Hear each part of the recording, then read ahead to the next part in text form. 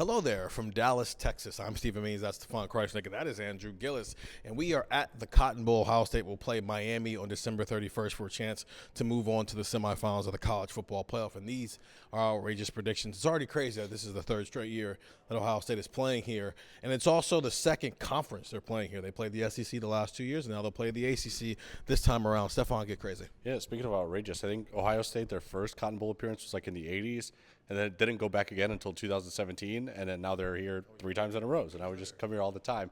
My outrageous prediction is Arvell Reese to have more. I'll put the over in at 2.5 sacks. His career high is 1.5. He had that against Illinois earlier this year, and he's been the subject of a lot of conversation these last few weeks just because the Arvell Reese at the start of the year that was really collecting sacks and creating pressures. We've seen a little bit less of that as, frankly, Ohio State's schedule was a little bit easier than I think maybe we thought it was going to be in November. But also at the same time, they had established him so well early in the season that just the threat of him was enough to take some attention away from, the offenses that we're facing. And you ended up seeing him line up kind of at defensive end and drop back just because defense or offenses were shifting that way, even when he wasn't necessarily bringing pressure.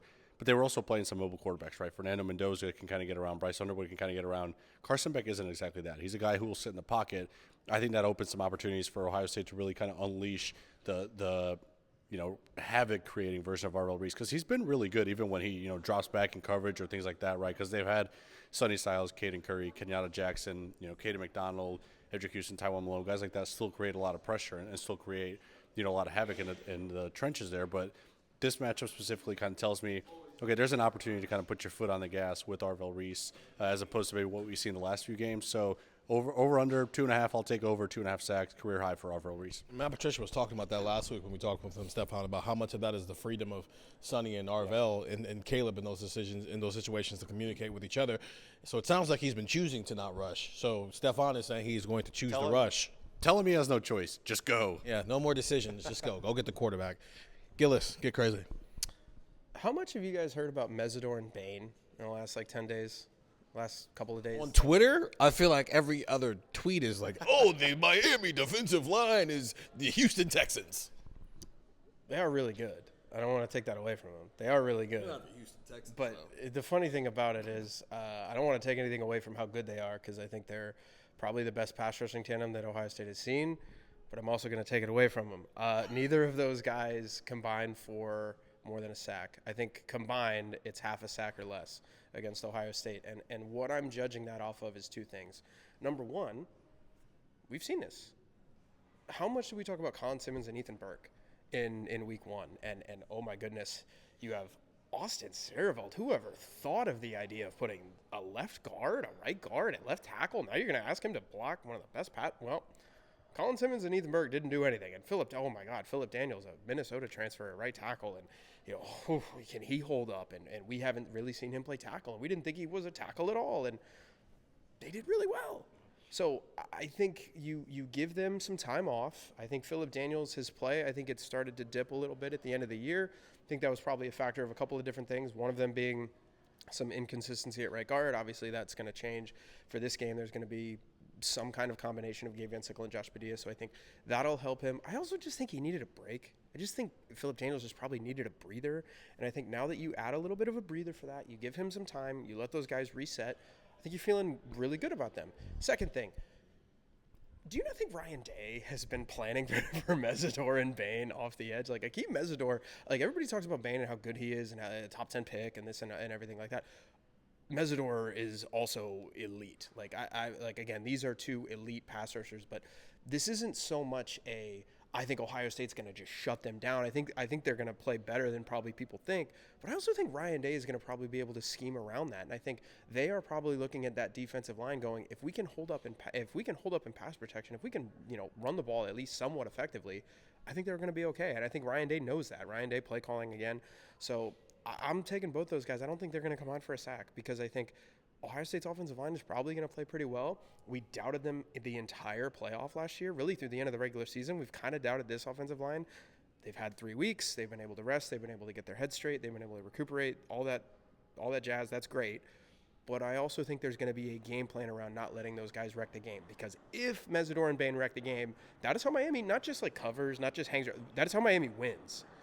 I think Ryan Day's going to avoid that scenario. Yeah, I think there's been an overreaction to what happened in the Big Ten championship game. That has been the anomaly. Julian Sand got sacked 5 times. He's been sacked 11 times on the year, so 6 times outside of that game. And I think people have maybe jumped the gun a little bit about what to expect in terms of pass pro from Ohio State's offensive line, because Indiana maybe threw some things they hadn't seen before. You're right. I mean, Texas's defensive line didn't do much. Penn State's defensive line didn't do much, right? There's been some other teams on their schedule who have had solid defensive linemen, especially on the edge, and Austin Saraveld and Philip Daniels have held up well. That's been the theme, though, is typically Ohio State's pass pro isn't the problem. It's their ability to run block. Last game and then 2021 against Aiden Hutchinson are the only time where it was man, they're getting manhandled by a guy. And I think I'm with you. I don't know if I'm the half the sack thing. That's yours. I'm gonna let you, because I just want you to have all the credit if it actually happens. But I think the idea of what you're talking about is at play here, where I think we've gone so far left with the Ohio State gave up 5 sacks and this is a good defensive front. Are they going to do the same thing? That we're not seeing the full picture of what this team has been this year. Let me ask you guys this. I guess it can be a quick answer. You know, half a sack is obviously an outrageous prediction.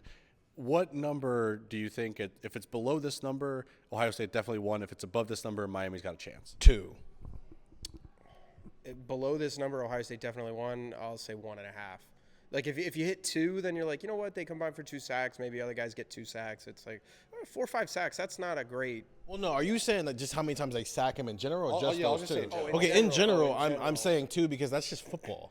Right. Because I think there's part of me that's still I know Ryan Day's calling plays. We expect them to air it out. This is still a sport that Ohio State has shown us is there's not that many possessions. Yeah. 3 sacks could be 3 drive enders, right? So I think with you, 2.5 is probably the over-under there of if it's under, Ohio State won this game pretty easily. If it's over, Miami's probably still in this thing. Yeah, especially since, to your point, when do those sacks come?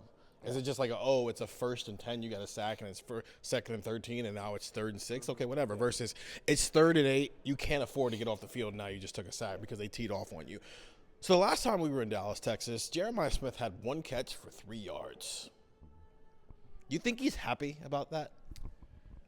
We know he's not, because when they played Texas this year, he wanted to have 700 yards against them. He's a very vindictive dude. But the team that he's playing, there's no emotional tie there. So it's hard to find a motivating factor for it. I think this is the most Jeremiah Smith game that we might see during his entire career, when you take into the point that he's playing his hometown school, who quite frankly has been talking a little crazy about him because he chose Ohio State over them. And he's in a building where last time he was held to 1 catch for 3 yards on 3 targets. The other 2 targets were downfield shot, it got batted away, and the other one was an interception. So he caught 1 bubble screen that he took for 3 yards, and that was it. He is healthy.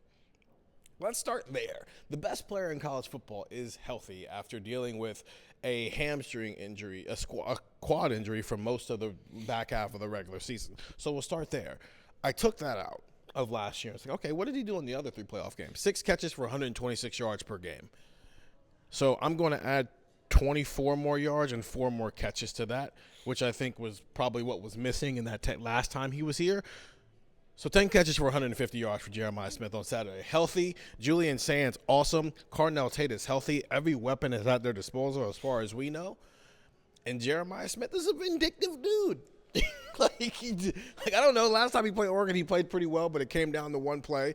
For him, it was a lot of different plays before him. It came down to 1 play, and we see what he did the next time he played Oregon. Okay, last time he was in the Cotton Bowl, didn't necessarily go his way, win or lose. Let's see what he does this time around. And it's against a team that he has the ultimate emotional tie to, because he's literally from there. 10 catches, 150 yards for the best player in college football to kick off Ohio State's college football playoff run to try to repeat as national champions. Get the text 614-350-3315, 2-week free trial, $3.99 after that. Those are our outrageous predictions. Ohio State, Miami in the Cotton Bowl on Wednesday. Stefan, Andrew.